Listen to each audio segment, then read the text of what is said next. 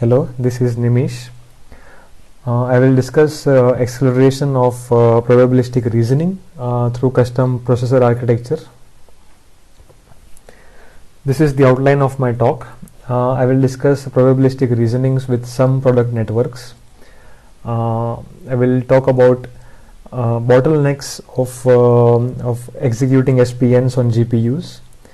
Followed with my custom processor architecture for SPNs. Next I will discuss results and conclusion.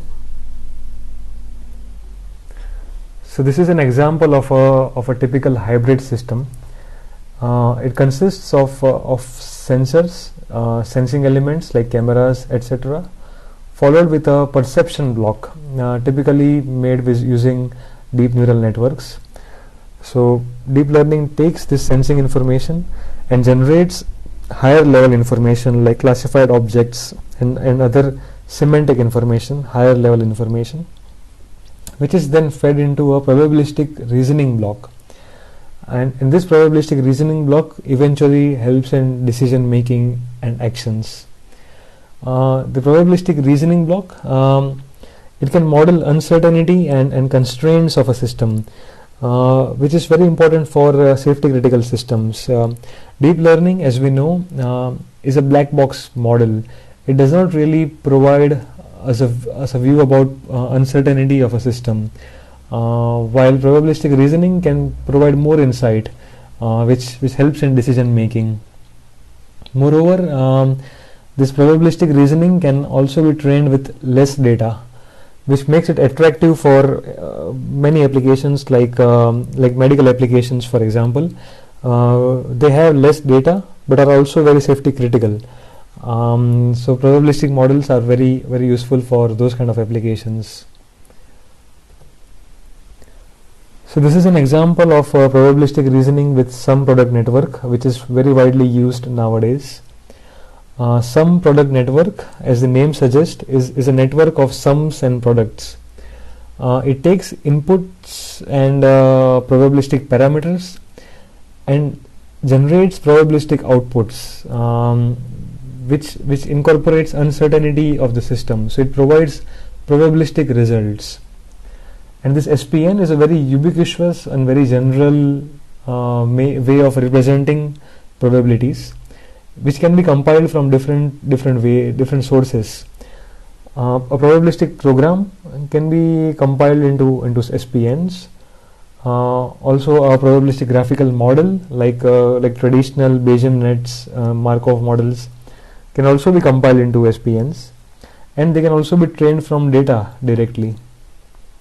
So it is a very general model which can be generated in different ways and used in different systems.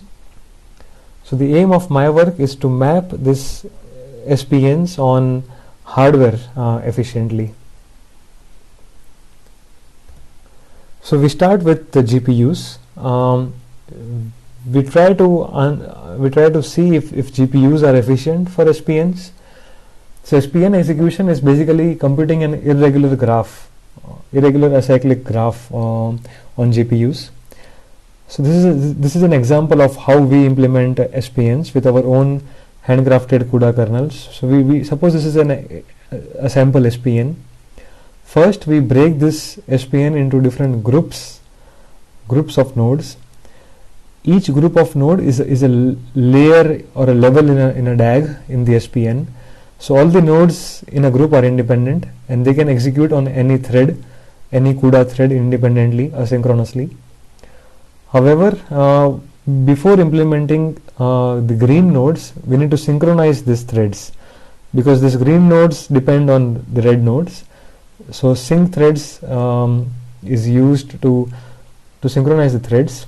So after each level we synchronize threads, and within the level they can execute independently on any of the thread. These are the results. So we benchmark on NVIDIA Jetson TX2, which is an embedded platform. We try different number of threads. So as you can see, a single thread performance is worse compared to an Intel CPU, which is expected. With increasing number of threads, the throughput increases, but we don't really get 128x throughput jump for 128 threads. So throughput kind of saturates after some number of threads, and we try to investigate what could be the reason for this. So there are different reasons for this bottleneck. One of the most important is limited shared memory bandwidth. So there are less number of banks compared to number of cores, and this is a problem for SPNs because SPNs are irregular, as we saw. This is not a problem for say matrix multiplication or more general workloads, because they use local memory and local registers to store data within a thread. So the same thread produces the data and the same thread mostly consumes the data. So that is easy in case of matrix multiplication, but in case of SPNs that is not the case. Hence we have to use shared memory more often, and it results into a bottleneck of throughput. Moreover, as I mentioned, we can't use local registers because of this sharing of data and irregularity of the graph. It is one of the most important reason for GPU not being efficient for SPNs. The third reason is this thread synchronization overhead, and the fourth reason is thread divergence due to sums and products. So we have these two different types of operations, and threads may diverge because of this choosing between sums and products. That brings us to our custom architecture, which tries to mitigate this bottlenecks. So this is the overall architecture. It's a bit crowded. So it has the trees of PEs, trees of processing elements. So each processing element is basically a scalar unit which can perform sum or product, or it can bypass inputs to output. Because of the tree configuration, there is this local reuse of data where a PE can consume data directly directly generated by the other PE, and each of these PEs can be configured in every cycle to perform sum and product independently via a VLIW like instruction scheme. Next we have multiple register banks. So PE writes locally to this banks. So yellow PE, for example, only writes to yellow banks, but there is a global read. So a yellow PE can read any of the bank via this crossbar. And we use a very smart compilation technique to avoid conflicts. So as soon as we have multiple banks and multiple PEs fetching from those banks in every cycle, we will end up with conflicts, and we use smart compilation techniques to avoid this bank conflicts or minimize this bank conflicts.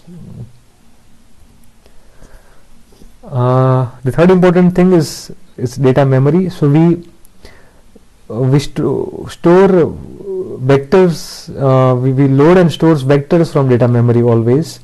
But within the register banks, data can go to different locations. So transactions to and from memory is always via vectors. Hence, all the irregular transactions remain within the register banks and PEs locally, and only regular transactions like vectors go to the rest of the memory hierarchy.